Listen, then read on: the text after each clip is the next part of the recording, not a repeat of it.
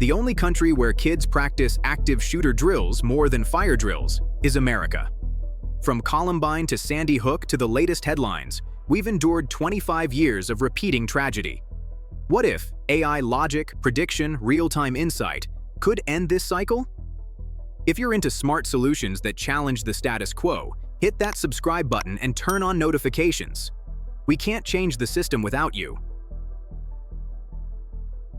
1999, Columbine. 2007, Virginia Tech. 2012, Sandy Hook, Parkland, Uvalde, Nashville. Each name marks not just a place, but a rupture. Each date, a day we lost something we can't get back. Imagine being 8 years old, hiding behind a bookshelf during a lockdown drill. Not because there's a fire, not because of a storm, because someone might come in with a gun. That's a Thursday now. In 2025, we've had more school shootings than days in the year. Kids don't ask if it could happen. They ask when. Parents check their phones after every school alert, holding their breath.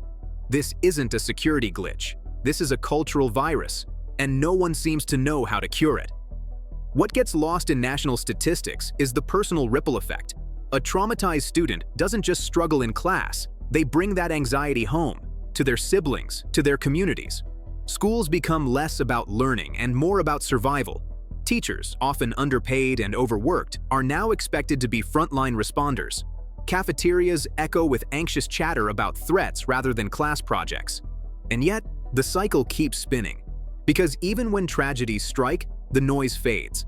Media moves on, the system doesn't. But fear stays, and so does the resignation. And in this silence, fear begins to feel like a permanent fixture. Hallways take on a tense quiet, punctuated by glances toward the door. Students whisper about lockdown rumors like gossip. Teachers speak in code when discussing safety, trying not to alarm kids further. We've created a new language of fear. Phrases like soft target, code red, and threat protocol now belong in a child's vocabulary. That's not resilience, that's surrender. The first roadblock? The NRA. With over $250 million in annual revenue, the NRA has spent decades shaping the narrative that more guns equals more safety. They pour money into campaigns, control media framing, and promote fear-based culture wars. Every time there's a shooting, their response is the same. Arm the teachers, not disarm the shooter. Then comes Congress, gridlocked, polarized, paralyzed. Even after Sandy Hook, with 20 children gone, no federal gun reform passed. Lawmakers tweet thoughts and prayers, then take NRA money and vote against background checks. These two players have turned schools into battlegrounds, not by accident, but by design. The result?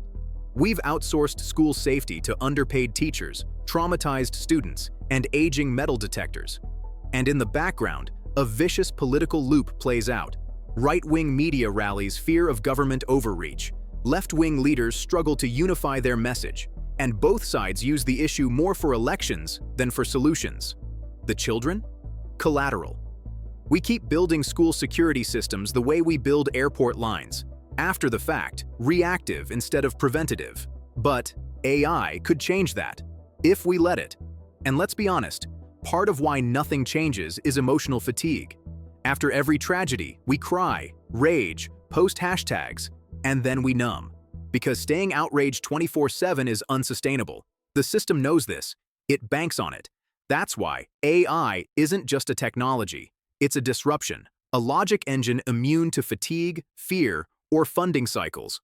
A system that keeps going even when the headlines stop. Here's how we flip the script. Real AI-driven safety that forces others to follow. Phase 1, 0 to 6 months. Build the base. Artificial intelligence threat detection.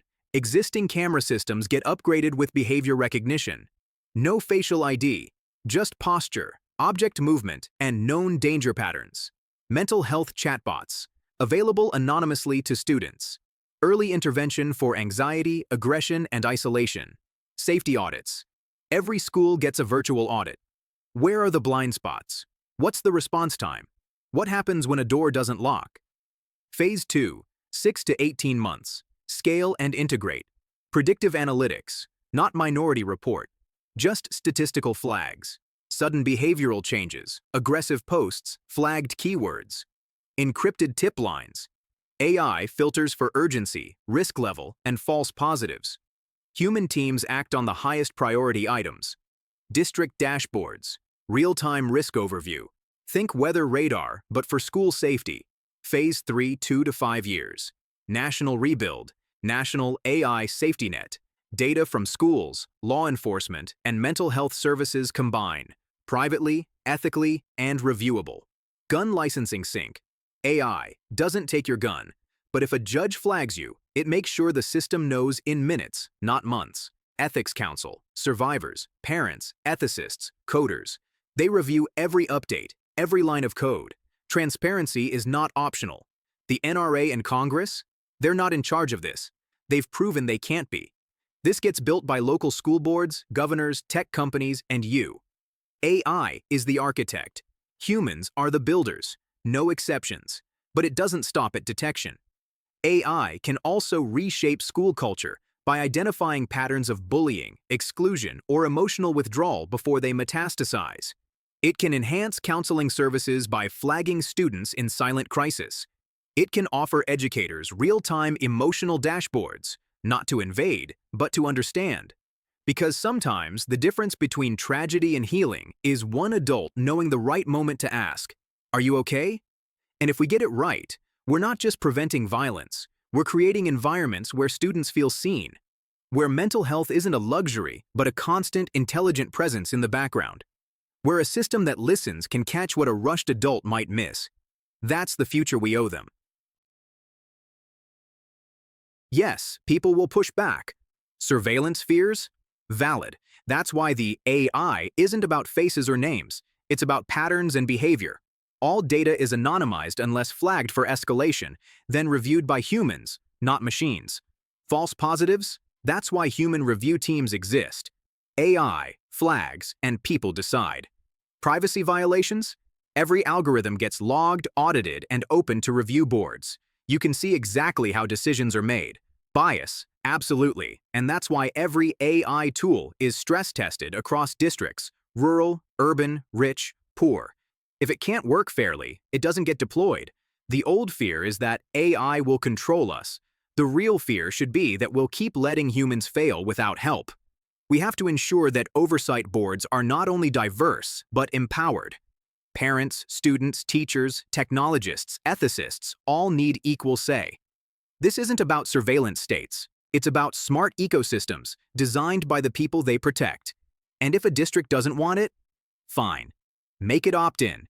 Let results speak louder than ideology. Let real safety outperform paranoia. Because in the end, transparency isn't just a safeguard. It's a selling point. A world where everyone can see how safety works, line by line, logic by logic, creates trust, not resistance.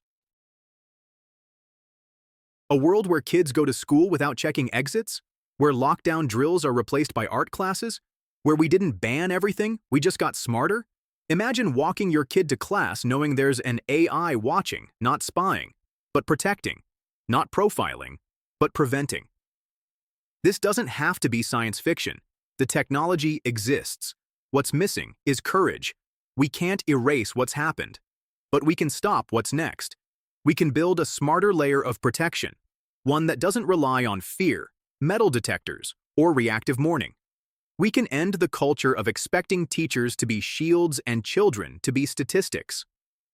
Would you live in that world? If this vision makes sense to you, hit that like button, subscribe, and turn on notifications. We're building something smarter, together.